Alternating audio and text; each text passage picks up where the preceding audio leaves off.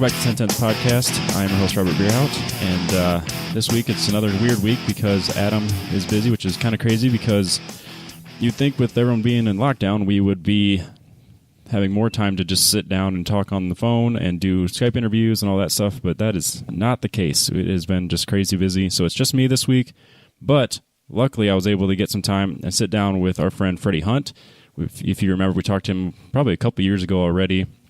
It just kind of works out that we were able to set some time aside and talk about what he did in 2019. I kind of want to hear what he's doing in 2020 and just see what he's all been up to. And if you don't remember, Freddie Hunt is the son of James Hunt and professional race car driver himself. How you doing, Freddie? Welcome to the show. Thank you. Thank you for having me. Yeah, no, I'm doing very well, thank you. Glad to hear it. So where are you living now? Like you were living, I believe, in like 40 miles away from London. Last time we talked, I don't know if you'd moved or like where have you been up to? Yeah, I'm still there. Well, I think 2 years ago I was living down in Wiltshire, but I've moved back to Sussex now, where I grew up, which is near the Goodwood racetrack. Which is it is about 40 miles from London, I suppose. Maybe a little bit closer. It's about an hour and a half or so from town.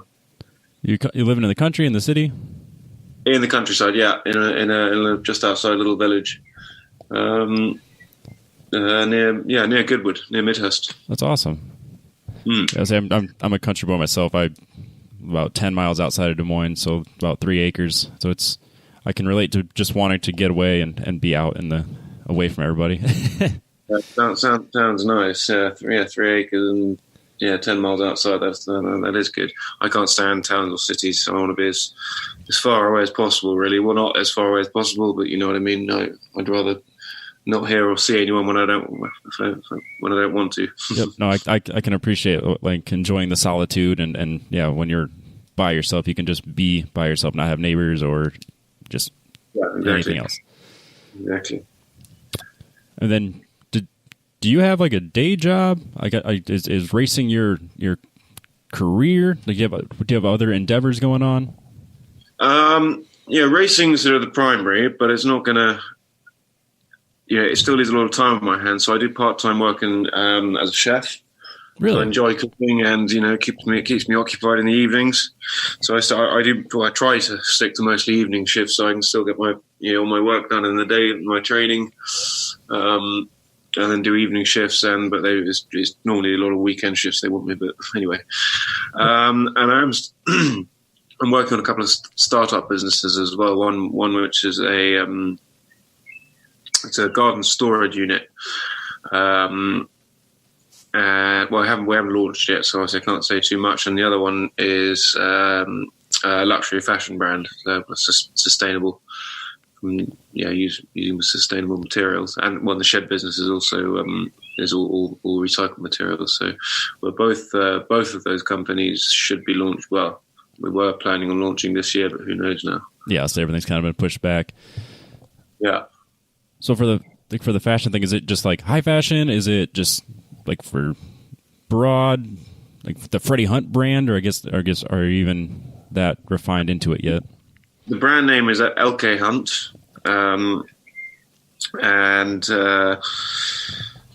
it's sort of very bespoke. It'll be kind of made to order in very low volume. And the key is the quality, super high quality, and it all comes from that's the best way to put it. Most sustainable ways as possible from the materials and how it's made. From where if we're using silk, from the way the silk's grown to the way it's to the way it's shipped, everything is taken into consideration. Okay, that's awesome. So like I'm picturing like some really high quality handmade goods. Yeah, exactly. Okay. Yeah, all handmade, hand embroidered, stuff that you'd ruin in your washing machine. Okay, yep, that's perfect. Because if it's I already figured that out with the samples. Yep. No, if it's anything that's dry clean only, I'm in trouble because I need to be able to just throw it in the wash, pull it back out, throw it back on. Yeah. Well, that's cool. That I never pictured you as a chef. That's interesting that you would you're kind of like a jack of all trades. It seems like a race car driver, entrepreneur, chef. I don't know where I'm going with that, but it's just interesting to me. No, it's master of none at the moment. I know. I mean, I got a job in the kitchen when I was 15 or 16, just pot washings. I needed to do something. Needed some cash, and then I was pot washing for not long before I started cooking. And I like to cook. My mother's a good cook, and I like food a lot, so it makes sense. And it's quite stimulating in a kitchen. It keeps you on your toes. It's quick. You got to be on the ball. It's sort of quite good brain training, really. Multitasking. That's awesome. Do you have a favorite type of food that you prefer to make? I guess the place that you're working is it as a not genre? What's the word I'm looking for? It's a pub, but it's more. It's a gastro pub. It's not much of. I mean, there are local drinkers there, yes, but it's more of a restaurant than a pub, really. Okay. Very interesting. Very interesting. So does that mean you're traveling a lot less? It seems like you do quite a bit of traveling. It just like on interviews that I've seen, and just like the stuff that you post on your Instagram, it seems like you do end up traveling quite a bit. I don't know if that's only when you post more often, or if you are traveling quite often. Probably post more often when I'm traveling, but I mean it varies. Sometimes I won't go to an airport for a few months. Sometimes I'll do 3 trips or 4 trips in a month. It really depends. Okay. Where the races are, or what I'm doing, and some of my traveling holiday as well. English winters don't do me very well, so I try and get out for a couple of months at least in the winter. That's awesome. Yeah, I'm very much the same. I always thought it was kind of weird that people would go and be snowbirds and leave their homes for months at a time, and now I totally get it. Like I like Iowa, I like where I live, but there's a few months of the year I'm like, I could leave and just be away in someplace warm for a while. Yeah. Yeah, it's not the cold that I don't like. It's in England. It's the continuous lack of sunshine. You can have an overcast and on and off rain for like 2 or 3 weeks without seeing the sun or barely seeing the sun, and it gets very depressing. Yes, absolutely. It's not. Yeah. I remember we had a really long winter, and it was cold, which is bad, but then it was like wet and dreary. And I remember just like I was on the farm working, and you could just tell that it was even running down the animals. Like the cows were like seemed depressed. It was a really weird time. So like even today too, it's raining, it's overcast, it's kind of blah, and you can just tell like because my wife took my laptop by mistake instead of hers, so I had to quick run into town to go grab it and so we could do this interview. And it just kind of seemed everyone too just kind of followed the weather. It's kind of sad, and they're not sad, but like it's just kind of like everyone's like blah. Like, if it was sunny and nice, everyone would be up, cheerful. Yeah, exactly. Yeah, I mean this winter as well since Christmas particularly, we've had just continuous storm after storm, rain, floods everywhere. Well, I'm sure you see in the news we've had massive flooding in the country, thousands of homes destroyed. So yeah, it's really horrible. Thankfully, spring has finally sprung, and for the last sort of at least last week, we've had blue skies, and it's been beautiful. Really nice at the moment. Just hope it lasts, because we can easily have summer can be pretty. You can have a really nasty winter, and then in the summer you pretty much only get about a month of sun for the whole 6 months because it's overcast and raining through the summer as well. Yeah.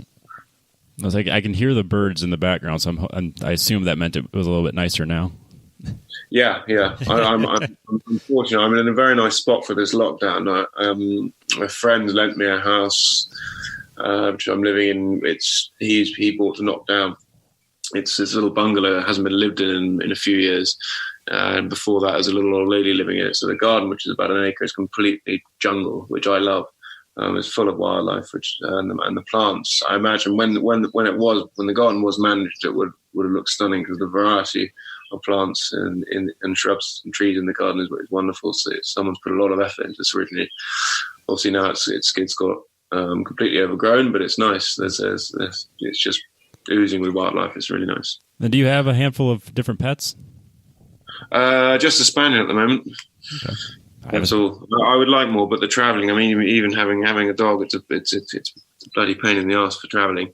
And I shouldn't have got a spaniel really because they're hard work. Yep.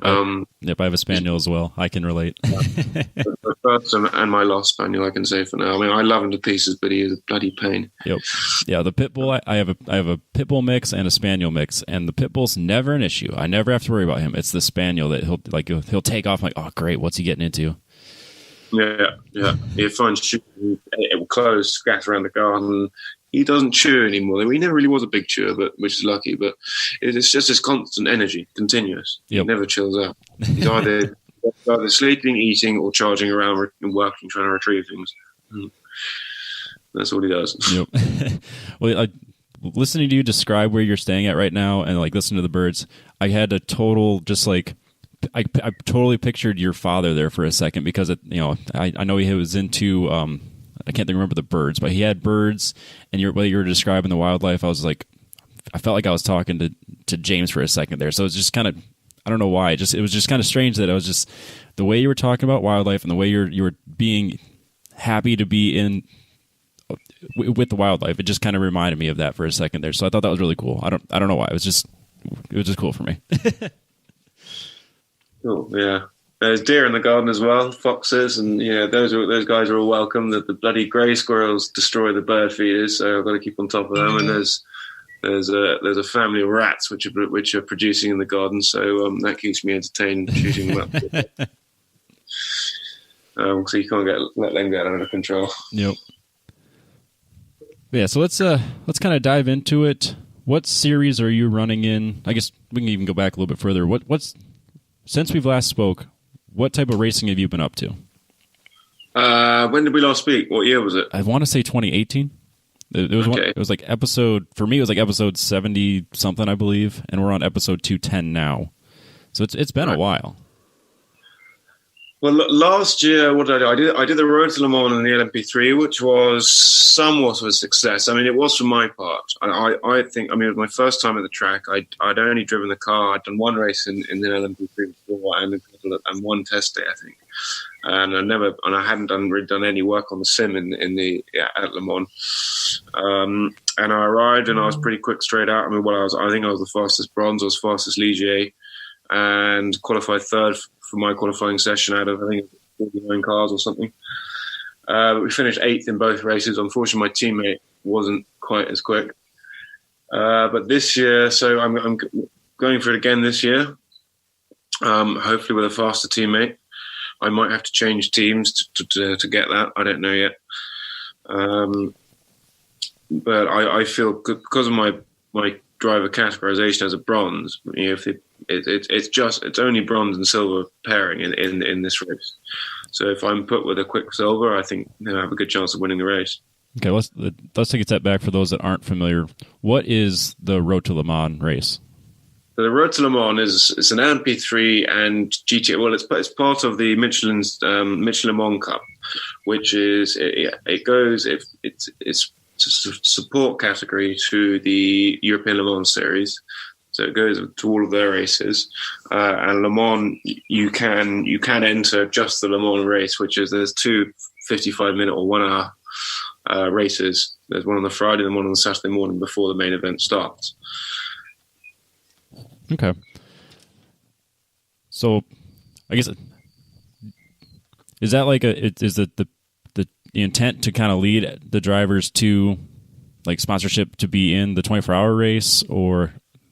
Yeah, I mean, it's one of the the stepping stones that you could use to get into the European Le Mans series or the World Endurance Championship. But the LMP3s aren't in. I think they are in European Le Mans series. Yeah, they are in the European Le Mans series, but they're not in the main 24-hour race. So the European Le Mans series, they get an entrance into the Road to Le Mans, I believe. So you can still race that weekend on the track, but you're not in the full 24-hour race. Okay, and for being just a 1 hour race, do you guys switch off at the half-hour mark, or how does that go? I assume you have two drivers. Yeah, it's two drivers. So yeah, one bronze, one silver, and you have to start each race alternatively. So you can't have the same driver starting both races. Oh, okay. And yeah, you have to change drivers, and it's more or less halfway. There's a window. You've got about 2 or 3 laps that you can choose from. in that window that you have to change drivers. So if it's, I think one driver can do 34 minutes or something, or 35 minutes, and the other can do a bit less. Okay, so that's kind of regulated by the racing. Yeah. Okay. I wasn't sure if there was like a major pit strategy to that, or if you had to do it within a certain type of number of laps. So how'd you get? Yeah, otherwise, you just have the fastest driver doing 50 minutes and then the changeover. But right, exactly. And you definitely don't. It'd be great for you if you were to be in the fastest driver, but you don't want it. You don't want to just have one hot shoe come in and then everyone else is following the intent of the rules, and then one guy does the whole race and just the last lap gets run by his slower teammate. Yeah, exactly. So had you ever driven the LMP3 cars before that? Yeah, I did. It must have been, so 2000, end of 2018 in Estoril. I did one of the V2V races, which was the 3-man team. It was a 6-hour race, 3 drivers. And I think we came 6th overall and down 2nd or 3rd in class. Okay. So that was good. I've always been really curious how those drive, because I've always been a big fan of those cars, or just the prototype cars in general. And I'm curious if it's different from, like, you did the GT4 racing as well. So with going from a Porsche to an LP3 car, what type of transition does that take? Like what skill sets do you have to focus on? Completely different ball game. It's like driving like the difference between a pickup truck and a nice little. Well, I drive an Audi S3 and I've got a pickup. That's the difference between an LMP3 and a GT. A GT's big, heavy, with a lot of weights, whereas the LMP3 is light and nimble and it's got a lot more grip. I might much prefer driving it. I don't like driving the GT. Well, having said that, I haven't driven GT3 yet. I've only driven GT4, but they're just road cars with slicks, really. Right. So it's not much fun in comparison to a proper racing car. What type of lap time differences are those? I have the LMP3 cars in front of me. So like a Le Mans lap would be 3 minutes and we'll just say 52 seconds would be a pretty standard quick lap for an LMP3 car. What would be like a GT4 car? That'd be quite a bit slower, right? Yeah, GT4 probably. I don't know. It'd probably be 4 minutes 20, maybe. I don't know. Wow. Yeah. So barely in the same ballpark. The GT3s are still, a few seconds off the LMP3s, and they're obviously a lot faster than the GT4s. Okay. Wow. Trying to think where I want to go from that. But so does an hour race go by like crazy fast then? So if you have 2 drivers and almost a 4-minute lap, does it just all of a sudden seem like you start, it's over? Those races did. The races that aren't going well, they seem to go on forever. When it's going well, it seems to be over. When you want more time, when you're eating your way through the field, climbing your way up, and then you run out of time. Yep. Yeah, but qualifying third though. That's really impressive, and it sounds like the races didn't go as good as you would have hoped. But you're putting down quick times, and I think that hopefully parlays into better teammates, better teams in general, or even just a better chance this year. Yeah, there was nothing wrong with the team. It was just unfortunate, and they believed that this driver was quick, but he just couldn't get it together on Le Mans. It was his first time there as well, so and he just couldn't get it together. I think the first race he qualified, I think 35th or something. He gave me the car in 29th, and I finished in 8th. And then in the second race, which I started, I got pushed off in the first corner, and I nearly had a massive accident, but I somehow managed to find a gap. I got pushed off and through the gravel at 100 miles an hour or whatever, and then came back on the track, went through the pack, through pretty much the only gap, and it was very lucky. And I came on, I think, in 10th or 12th place, and then got up to second place in my 30 minutes stint, 35 minutes stint, and then handed him the car, and he finished in 8th. Well, that's impressive driving on your part. Yeah, I was pleased with that. I didn't really make many mistakes. I didn't make any big mistakes. Obviously, a few little mistakes here and there. So I was quite pleased with myself, and I was a lot cooler behind the wheel than I had been in previous in previous races. I think maturity, but also I've been working with for the last year and a half with a very good nutritionist, a kinesiologist, and she's identified some brain chemical imbalances, which I mean sort of just things like my adrenal glands are overworking. So I was suffering from adrenal fatigue, which makes you tired, and floods me with too much adrenaline. So when that's what I used to get so hot in a race car, I mean hot-headed. Yep. And now with supplementation and diet changes, I'm much calmer, which is great. So then, do you have a nutritionist, a coach, and just kind of like a mental health coach, even just to keep you level-headed and calm? Or I guess she's not meant. She's physical health, but physical health can translate to mental health. If your body's not in the right place, then you're not getting the right chemicals to the brain, and the brain suffers. So she attacks very much from a physical side, and she's not a sports nutritionist at all. She's generally. So yeah, she's great. Yeah, no kidding. And it sounds like you take it very seriously off the track. Like do you do anything specific to like get in the zone, stay focused? I don't know, meditating, and like what's your pre-race prep? Pre-race prep, and this, I mean, we could be talking weeks in advance, like the day of. I'm just curious as to like how you get your focus and then keep that focus. This is kind of self-serving because I know like I'm just dipping my toe into racing and time attack and stuff like that, and like I find myself losing focus, or like my mind will go away from where it needs to be, and then I'll make a mistake. So I'm just kind of curious on, how you prevent yourself from making mistakes, how you stay in the zone, and then prepare even before a race. Yeah, it's a tricky one. I mean, I haven't really completely figured it out yet. I don't have a set thing yet. I mean, I just try and keep as calm as possible. I know if someone's calling, if that call is going to stress me out, I don't answer the call for things like that. And meditation takes years of practice to do it really well. But I'm learning. And just, I tell you actually one thing that's helped me, not because my main problem is putting too much pressure on myself. I try and convince myself that I'm just doing this for fun. It doesn't matter where I finish, Yep.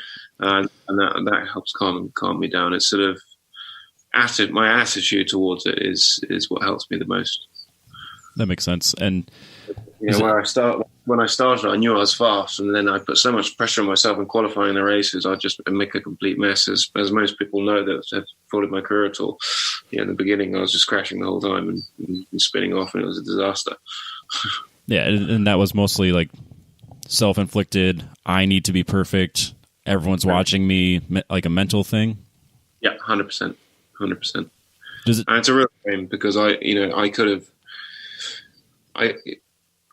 potentially, my first season of racing, been in the top 5 quite easily. I was fast enough for that. But I didn't break it. I could have finished the season in the top 5. I didn't break into the top 10 once in a race. Oh, shoot.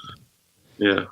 Yeah, it's just, I think and it's motivational too. Like, that you're better than your results are showing, and it gives you a chance to prove it moving forward. And say based on your qualifying times and so if you get the right setup, I think you could definitely bring yourself to the front of the pack.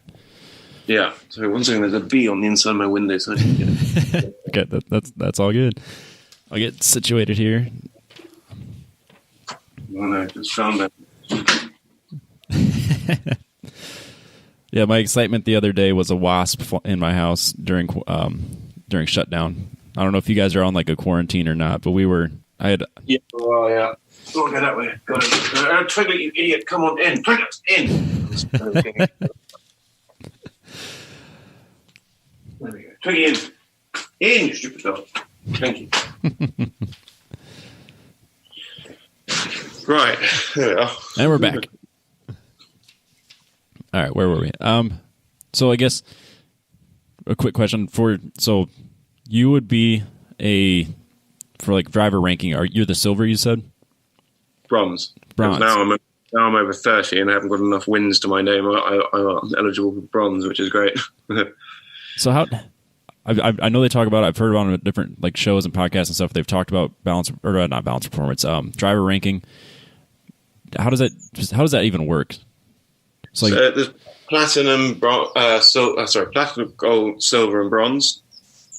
I think I don't know exactly, but if obviously all the Formula One drivers, they're platinum, of course.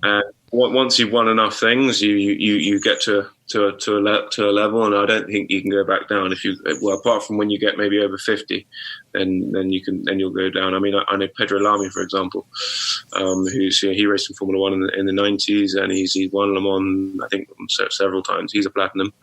I think he's in his mid to late 40s now. Maybe he'll go down to gold when he's 50. I don't know how that works, but I was silver for quite a while, and until I was 30, and then I applied to be put down. They're bloody French, they charge you €300, and the first year, because I was turning 30 in June, so I asked to be put down that year when I was still 29, and they said they kept my €300 and said no.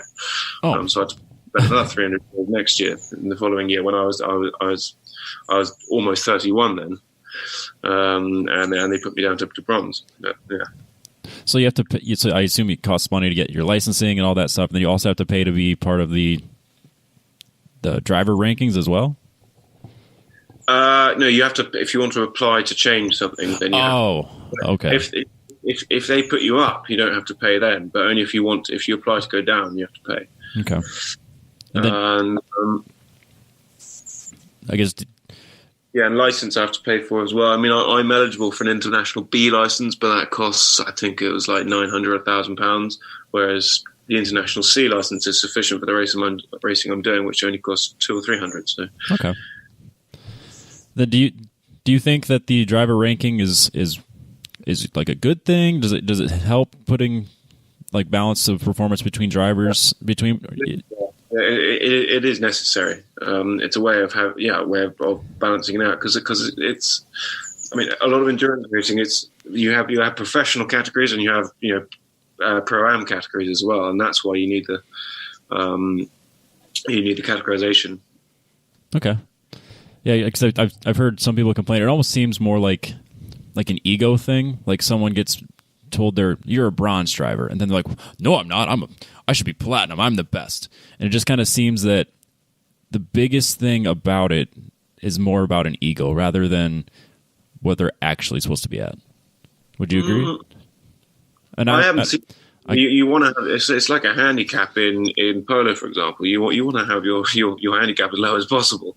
Okay. So you want to be bronze. It makes you more valuable. If you're a gold driver but you're only as quick as a silver, who's going to hire you? Okay. Yeah. That makes perfect sense. I think that's a totally different way to look at it because the way I've heard it described and had people like it just seems like they complain about it. It just seems like they want to be a higher ranking than they are, and then they take offense to the fact that they're not. And maybe it's just because if they're wealthy amateurs paying to race, then maybe they can say to their friends, "Oh, look, I'm a gold driver, I'm a silver driver." When I used to be bronze, but they're just shooting themselves in the foot. They're idiots. Okay. Well, I guess, and then the way you described it makes sense. It'd be like, well, yeah, if you need a silver and a bronze, and you have someone that would arguably be undervalued as a bronze, and they're quicker than a silver, yeah, it'd make perfect sense to get the fastest bronze you could get and the fastest silver you could get. Exactly. That's why I go down to bronze to make me more valuable. Because I mean, I was an okay silver, but not nearly as quick as some of them. With more experience, and some of these guys have got tons of money behind them. They're driving, they're testing, 20 test days a year plus, all the races. And there's me with, with two pennies to rub together. And sometimes I've been in the car for 3 or 4 months, and with no testing, I get the Friday practice and expect to compete against them. So it's difficult. It is all money based. The bigger the check, the faster you go in the sport, unfortunately. Yeah, of course. So yeah, and then it's even more impressive with the fact that you don't get that type of practice time, and you don't get 20 track days a year to get practiced and get familiar with the car. So yeah, you basically show up on the race weekend and put down hot laps without any sort of like prep. I have been doing better recently. Yeah, I didn't do it before, but as I said, my career was because I couldn't get my head together. There was a lot of crashing, but I seem to be maturing. I think it's with age as well, just calming down, and I've managed to sort of change my attitude towards it. But I mean, I'm not as quick as I used to be because of age. No 32-year-old is quick as quick now than he was when he was 18, 20. That's just normal. Yep. Unless they've learned more. But I mean, I've got natural raw talent. I don't know how I was fast. I just drove the damn car as quick as I could, and I was fast. Whereas now I try and think about it a bit more, and I'm not as fast as I used to be. Okay. I mean, I probably would be with more practice. I'm more reliable in a race, definitely. I'll do the race distance faster than I would before. But on a hot lap and testing when no one's around, I think 10 years ago I would have been a bit quicker. Yeah, I think once you get to a certain age too, I think your ability to, or your willingness to take a risk that you would have when you were 18, it just changes. I think you look at it from a different perspective.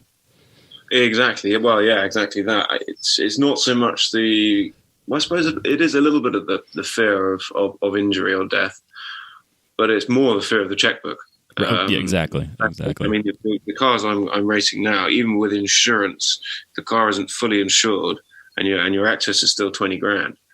So you can, one crash can cost you 20 grand. If it's a big crash, you can still have to. I might sell my house if I have a big accident. Wow. Yeah. You don't realize how.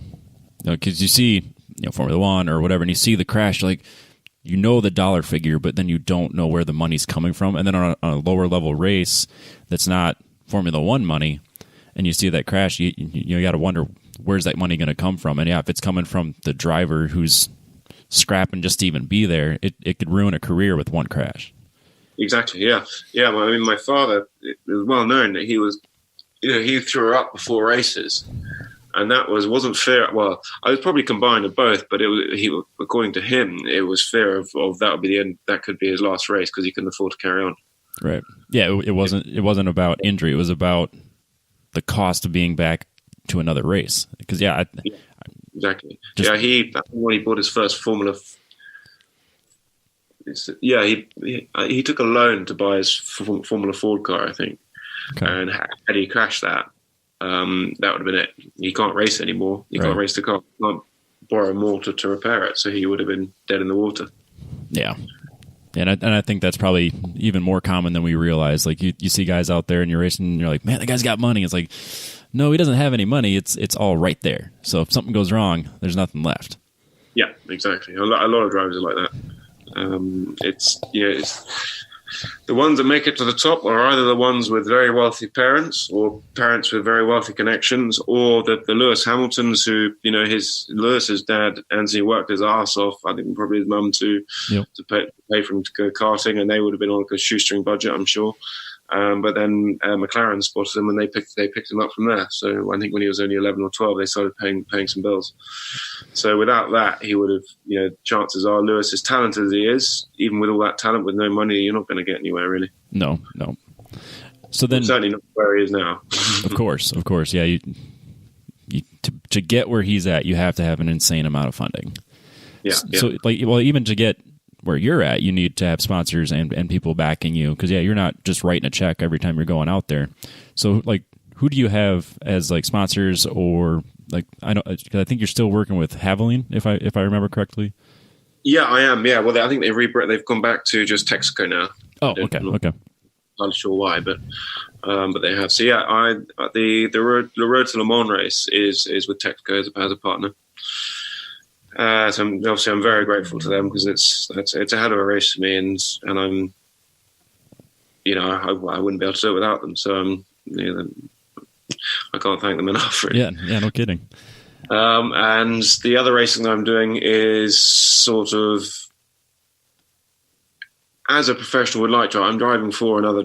Well, I get invited to drive with an amateur driver, a gentleman driver. I'm not paid for it, and I still have to pay for the car if I damage it, and I have to pay for my own travel expenses and everything. But it's free racing, so nice. Yeah. So then this season, are you just doing? I guess assuming we actually get a season, are you racing the Road to Le Mans, and then are you also doing other racing? I guess what's your 2020 plans, assuming there is racing? Assuming there is racing, so the Road to Le Mans, which I think they've penciled in a date for September, I think around the 10th of September or something like that. So I'll do that. And then if my gentleman driver friend, if he wants to do some other things, which I'm sure he probably will, then we'll do some other races. But yeah, and maybe an LMP3 or a GT3 or whatever he feels like at the time. So then you focus mostly on like endurance racing. Is that where your passion is now? Yeah, I mean, that's where the future is for me. I mean, obviously Le Mans is my goal, but realistically, I mean, I'm still consider myself a freelance driver. If someone wants me or offers me a drive in anything, really, if I'm capable of doing it, then I'll do it. If I'm free and I'm, the world's there, I'll race anything, really. That's the right attitude to have. It's like if someone just calls you up and say, "Hey, you want to jump in my car?" Well, yeah, of course I do. Yeah, is it insured? That's the question. Yeah, who's paying for it? Yeah. It's funny, the amount of calls, people must think I'm loaded, the amount of calls I get saying, "Hey, Freddie, we'd love you to come and drive for us." So I say, "Okay, cool. Yeah, is it insured? Yeah. Are you going to be able to pay me anything?" It's like, "Well, no, you need to bring 300 grand. I said, "Well, so what do you think of 300 grand, dude?" Yeah, where's this money coming from? Yeah. It'd be great if we had that kind of money. I'd be racing every weekend, but that's just not the reality for almost anybody. Yeah. But so, because you're on a budget, do you just go months without driving at all, or do you have I guess what type of practice are you able to even get in? Yeah, I mean, I do go months. I think that the race, the race in 2018. I think that was 11 months after the previous race before that. Wow. So yeah, it's very sporadic. That's very challenging to be consistent then too. Like, because if you go, like, even if I go a couple of months without driving a manual transmission, it takes me a little bit to kind of just get comfortable again, figure out where I'm supposed to be. Because like even just jumping in the sim too, it's just like I realize how much dust I need to knock off just to get back on track again. So like, do you have any like sim racing that you do or anything like that to stay sharp? To be honest, I've never really got on with Sims that well. It's just a bloody PlayStation, really. You can't feel the car. Nope. If I can't feel it, I can't drive it. I've never been any good on them. I've even racing against friends of mine who aren't racing drivers. We have a car that I know well because I've driven this car on this circuit in real life. Yep. And I can't get close to their lap times on the computer. Yep. No, there's a definite difference between sim and real racing, and it kind of shows too. Like even like right now, there's no racing, and you can see that some of the younger guys that have been doing sims and video games like their whole life, like Lando Norris or Alex Albon or Charles Leclerc. Those guys will they're iRacing or doing racing constantly, but then you see like a Lewis Hamilton or someone else who's probably a little bit older that's just like, yeah, I'm not doing that. I never did that.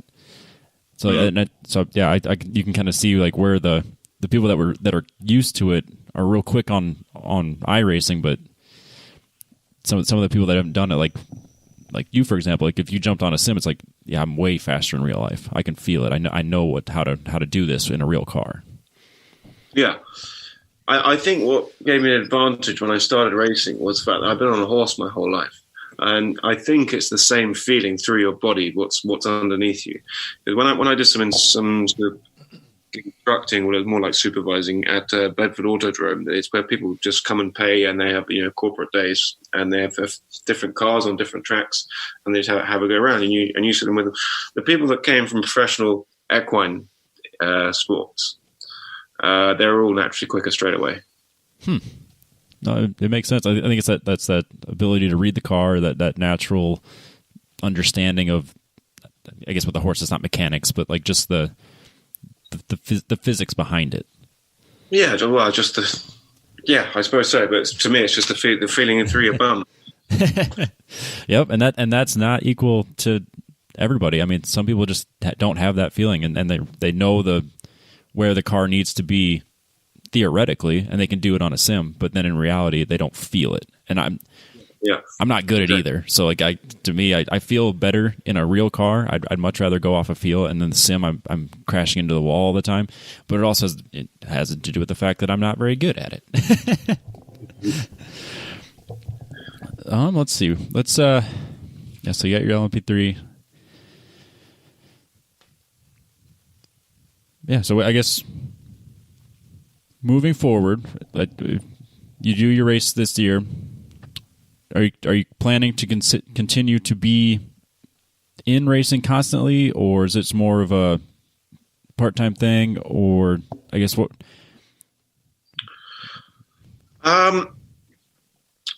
I don't really know, to be honest. I love racing, and I'll do it for as long as I can. So it's sort of, as long as the money's there and there's a sponsor there or an invitation to drive, I'll drive. There's in endurance racing, there's drivers in their 60s, so I'll keep going as long as I can. That'd be awesome. That'd be cool to see you driving, just here in America or doing all sorts of different racing, and then just watch you continue to progress and actually get a chance to put that talent consistently down. What I'd love to do is find out actually how good I could be if I had a decent budget behind me, because I don't know. I mean, I know I've got talent to be quick. But I've never really had the chance to. I mean, my first season in racing was the only season in 2007 that I had a budget for all the races and for testing as well. But my head wasn't there. I couldn't deliver any results in competition. So since then, I've never had a testing budget or a consistent race schedule. It's been sporadic, 2 races here, 1 race there, one, within another 6 months, another race, another 8 months, another race, and then might have 3 or 4 races in a row. But I can never build up a rhythm, and it's often in different cars, different teams. So it's difficult. So I would love to be able to just have enough money to stay with one good team for 2 or 3 seasons with a decent testing budget and see how I do on the 3rd season.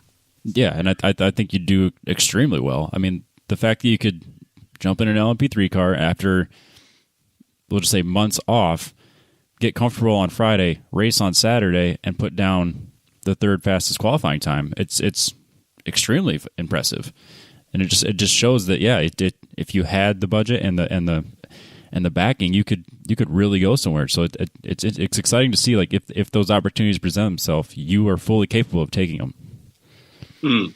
Yeah. Well, I'd love for it to happen, but maybe one day. Yep. I mean, I'm extremely lucky to meet.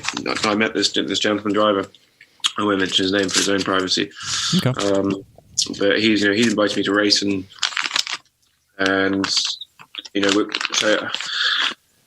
we've done some testing, and and that just testing an LMP3 car, it's I don't know, it's like 20 grand a day. It's nearly as much as the bloody races. So I can't afford that. So I'm really lucky to have met him. So hopefully, I think next year he'd like to do more than he's doing this year, because I think he's having his first child this year, who should be born around now, actually. So he said he can't do too much this year, but maybe next year we'll see how it goes, and maybe we'll do some more. So we'll see. Okay. Yeah, and it seems like you would be a sought after person, like someone that they would want to have on a team, because like you're known internationally. I mean, between your father and your own driving and just your own personality, it seems like someone's like, yeah, I got Freddie Hunt coming on my team. That's awesome. And so it seems like you would want to be, or they would want to have you on the team, especially if you're quick. I like to think so, yeah. I do get quite a bit of interest from teams, but they all need money. They haven't got big sponsors of their own.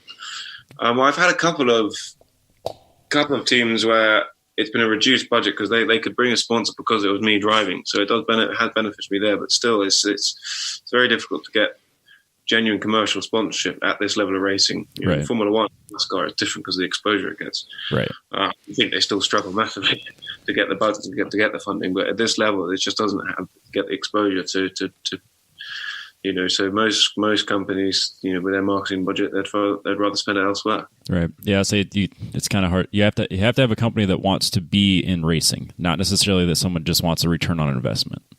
Well, exactly. Yeah, it's strange. I actually a few years ago, I nearly had, a huge sponsorship deal from a vape e-cigarette company, and we had the contract pretty much finalised, and we would have been signing the next week. And then suddenly they had a change of staff, and the marketing director was changed for someone else, and she said, "No, not doing that." And I think that was nearly £500,000 worth of sponsorship.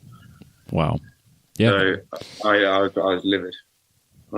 Oh yeah, and we were just signing the contract. Yeah, just pulled the rug right out from under you. You plan around it. You get everything figured out, and yeah. Well, I noticed now that you're smoking. Have you always smoked? Do you smoke? I don't smoke. Okay. It's not a cigarette. Yeah, I do smoke, which obviously is a hindrance, and I've got to keep it to a minimum, keep my fitness out. It basically means I just got to work harder in the gym. Okay, no, I get it. I go. Of course, it is a hindrance. But if I got long, if I ever got the budget to the 24-hour race, I would have to stop smoking. Of course. Yeah, because you mentioned that you were you take your food intake and your physical fitness very serious. So it just. I assume that like you're not out partying and just like if you're taking yourself seriously to be your best. Absolutely, yeah. I mean, I stopped drinking now as well. I don't party. I don't drink, and I do look after myself. But these bloody cigarettes, if there's any youngsters listening who may have had a few cigarettes, don't stop, for Christ's sakes. It's the only regret I have in life is starting smoking. It's a really stupid thing to do. No, it's a really stupid thing. It brings you nothing. It takes your money and your health. It will kill you, and gives you nothing in return. So there's no point, and it's not cool. It used to be maybe in the 70s, but it's not anymore. No, I completely agree. I smoked quite a bit when I was younger, and just for some reason I don't have that addictive personality where like I didn't get addicted to it. Whereas I know a lot of my friends did, and they really struggled to quit. And some of them I don't know if they'll ever be able to quit. So it's just one of those things like, people are doing it. You think it's cool. You enjoy it until you're not enjoying it. And then it's just tearing you down. Mm. Yeah, exactly. Yeah. It's a shit thing, really. Yep. So what we need is for someone to give you a 24-hour ride, and there's your motivation. And then just like that, I could do that. Yeah. that'd be super cool. So we need like a, not dare, but like that, the anti-smoking people like, we'll sponsor your car, you'll quit smoking, it's a great story, everyone wins. That would be great. Yeah. I have had periods of not smoking. Yep. But they last a few months, and you just fall back into it. It's a bitch. Don't ever stop, whatever you do. No, I totally get it. Yeah. Yep. No, I have, like, even with like alcohol too. I have alcoholism runs in my family, so like I've always been like really scared of it. So like, I haven't drank in almost 4 years. So it's just one of those things like it's really worked out for me that I never got hooked on it, but I've seen a lot of people get hooked, and it destroys you. So it's a good thing that you're not into that. That's really good. Well, if I'm honest, the reason I stopped because I was drinking too much. I wouldn't consider myself an alcoholic, but it makes me sluggish. It makes me depressed. So what's the point? Yep. So I stopped. And then, it's expensive. I'm saving a lot more money. Yeah. A lot more sociable as well. You're surprised if you had a you had a dinner party and everyone's completely pissed. I can actually have a lot more fun when I'm not drinking now. Yeah, and then you're clear headed. You can wake up in the morning, go and do what you want to be doing. No, exactly. I hated hangovers. So like that was kind of my biggest thing. It was not necessarily a health thing, but just kind of like I hated feeling like crap the next morning. I hated watching what it was doing to the people that were struggling with it. It was just I grew to hate it. And then now I don't even like, just the smell of it kind of turns me off to it. So like I'm much happier and healthier, I think. Like my thoughts in general, I think, are a lot clearer. So I'm exactly the same with me. Yeah, exactly the same with me. It was the hangovers that would just kill me. And even just if I didn't have a drink for a few days or a couple of weeks, and I thought if I just had 1 or 2 beers in an evening, I can feel it the next day in my mental health, my happiness. I'm not as cheerful the next day. So I thought, well, it's really poisonous stuff, and I can't remember the details of what it does to your sleep, but it really hinders your sleep, and your sleep is your recovery. Your brain can't detox when you're awake. And you can only do it when you're asleep, and even I think just 1 unit of alcohol can massively hinder that. Oh, absolutely. Than people think. Yep. No, that's awesome that you don't drink. I think that that's inspirational too. Like I think a lot of people don't realize how like I'll just have one beer, I'll just have a couple of beers, and I guess I've grown to hate it. But like I know a lot of people just think that that's okay, and I don't know. I'm not a drinker. I don't miss it. I'm very happy with the choices I've made, and yeah, I think that's great that you're making that choice as well. Yeah, my life's improved so much since I've stopped. It's great. I'm very happy I did it. It's probably the best thing I ever did. Yep, and you did a mental health video with Damon Hill. That was probably a couple years ago already, 2018. Actually, I think that was 2018 because our interview would have been 2017. Yeah, not important. But anyways, you did that like it wasn't an interview. It was a sit down with Damon Hill, and you talked about mental health. And it sounds like you take your mental health extremely seriously. Yeah, I mean, I don't think mental health it's still not talked about as much. I think in a lot of countries it's a taboo subject. And I think even in the Western world it is still to some extent.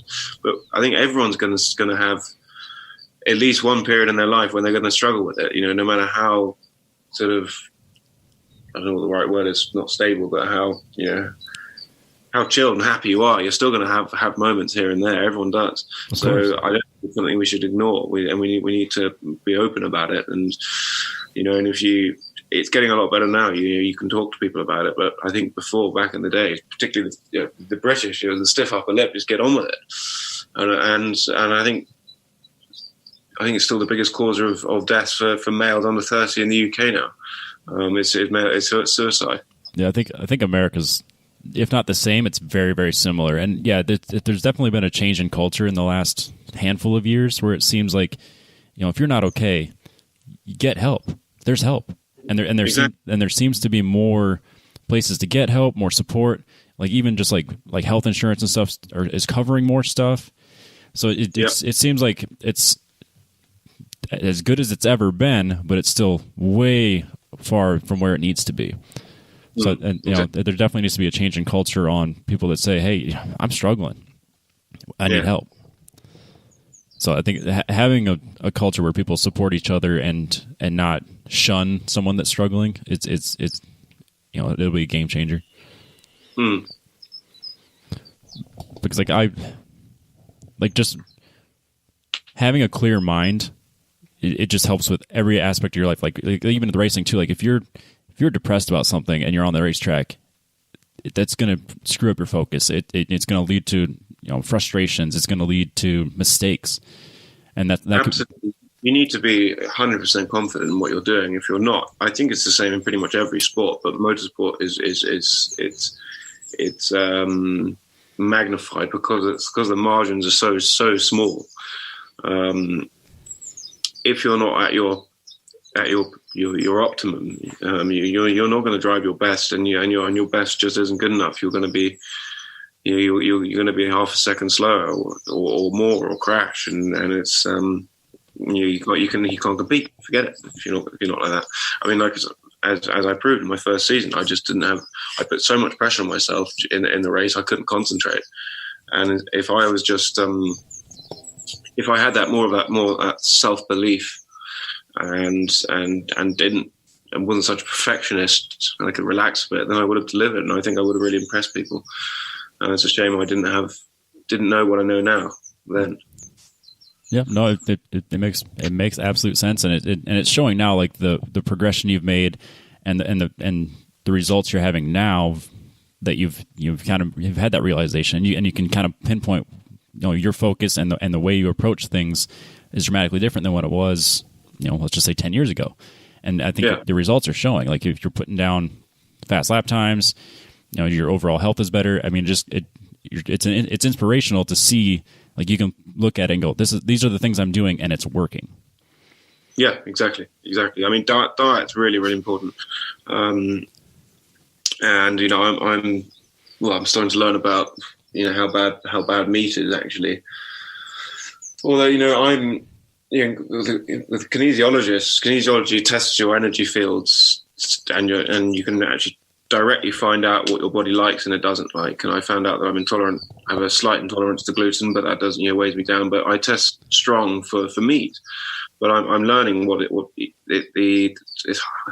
not sure the science behind it, but something about the type of proteins that you get from animal products rather than plant-based products, foods, is it hinders blood flow and stuff like that. So I'm starting to concentrate, even though I love meat, I really do, and I don't buy farm meat. I only eat wild meat, the meat that needs to be wild. Like a lot of venison, deer need to be managed in this country because we wiped out the predators, so they have to be shot. Otherwise, they decimate all the woodland and all the wildlife will struggle. So I eat a lot of wild meat, which is very lean, very low in fat, and it's very clean, healthy meat. But it's still meat. I think I need to eat more plants. Yeah, I eat a lot of plants. I have a liter of vegetable smoothie for breakfast every day. I normally have another one for lunch, or a salad, but then I have my meat dish in the evening, and I think I'm gonna have to cut that out, or release maybe just 1 or 2 meat dishes a week or something. Yeah, no, I've kind of done the same, not necessarily to that extent, but I've definitely seen myself eating less, not less meat, but just replacing meat with things that I normally wouldn't have. It's like a snack of hummus is not uncommon for me anymore, and it's just kind of funny that I eat what makes me feel good. Like I try not to eat complete junk. I'm not chasing after like a perfect nutrition or like the ultimate athletic nutritionist or whatever, anything like that. But like if something doesn't make me feel good, I'm just not going to eat it. And that's kind of where I'm at with it. And it sounds like you're similar to like even more of a scientific way of looking at it, where you're like, if this isn't helping me, why am I going to keep doing it? Yeah. It's hard to resist a bacon sandwich sometimes, though, man. I get it. I get it. A bacon cheeseburger is awesome. Yeah. At least I've pretty much cut out bread in my diet completely, or gluten, because before I was eating probably 2 or 3 loaves of bread. I mean, bread and cheese was my evening snack before I go to bed. That was 7 days a week, pretty much. Yeah. And toast, eggs on toast for breakfast with bacon and stuff. And now if I have, let's say, just like a small piece of cake with gluten in it, yep. I can feel it straight away. I'm just more lethargic and affects my digestive system as well. When I have crap, and I can see it, I can feel the difference. It's amazing, and I'm so lucky that I found this out, because it was really destroying me. My gut was really struggling, and now my whole body's just so much better because I've cut those things out. So I'm looking to improve more. I guess I'm still. But I in my conscious mind, I don't want to be. There's no need to be perfect, but if I can make more large improvements by simple things which I've done recently, then that would be great. And if I have to cut meat out, 80%, reduce it by 80%, then I will. No, that makes sense. Yep. So we're approaching an hour. I don't want to take up all of your day, because I do appreciate you taking the time today to sit down with me. So I got a few things I want to kind of hit, and then if there's anything you want to talk about, we can wrap this up. Are you the one that runs like the Freddie Hunt official Instagram, the James Hunt Foundation, just stuff like that, like all this James Hunt, Freddie Hunt stuff that I follow online? Is that all you? My own Instagram account is me. My manager sometimes does a post here and there. The James Hunt account is myself, my brother, and our manager as well. So my manager is also manages the estate. Well, he's not exclusively my manager anymore, but he sort of, in a nutshell, part-time manages me. He looks after the Texaco deal, and yeah, so he does some, and I do some, but most of my Instagram is me. Okay, that's cool. And then, like for all your father's like racing memorabilia and stuff like that, is that stuff that you have, or is that in a museum somewhere? There's some things in a museum, but most of it my brother and I have, and the other family members are sort of scattered around the family, mostly for security purposes, really.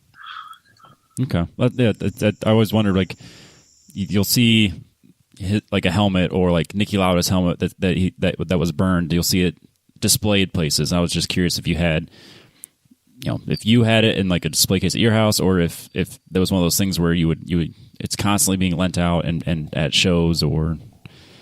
Some things are, yeah. Some things that we might lend out to various shows or whatever, and then there are things that are on sort of long-term loan to museums, but other things we have in the house.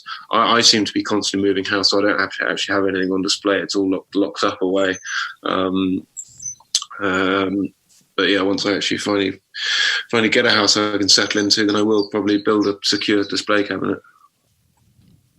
That's awesome. Well, I don't have a whole lot else. I had a bunch of notes here that I'm looking through, and I'm like, well, I think we hit all that. That's exactly what I wanted to talk about. I definitely wanted to talk to you about like the mental side of it, because I think you've taken a totally different approach to it in the last few years. You've had on the races you've been to, you've showed that you've had success and you're capable, and then getting you back on track again. If we can have a season, if you can again continue to show your potential and continue to be a highly sought after asset to a team, I don't see why you couldn't continue to keep going further and further and further. Yeah, I didn't see why not either.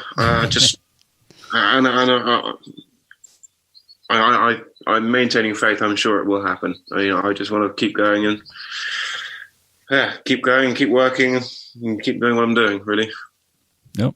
Well, you'll have a fan base here in the United States from our show. We'll be cheering for you at the Road to Le Mans, and if it's online, we'll be sharing that and posting where people can watch you, and we'll be sharing this episode. Actually, I'm hoping to have this episode released here and right away. The video will be later today, but I'm hoping to have this released today as well. So we'll be able to hopefully sharing this and getting this out to everybody as soon as possible. Cool, great. Well, thanks a lot for having me, Rob. Appreciate it. No problem. Thank you, Freddie. This is always fun. I always appreciate you taking the time to sit down and talk to me. I've been following your career for quite some time, and I wish you nothing but the best, and I appreciate you taking the time to sit down and talk to me. Thank you. All right. No problem. Yep. Well, I will talk. What was that? I look forward to the next one. Yep. We'll do this again as soon as we can. All right. Great. All right, Rob. Have a good day. You too. See ya. Bye.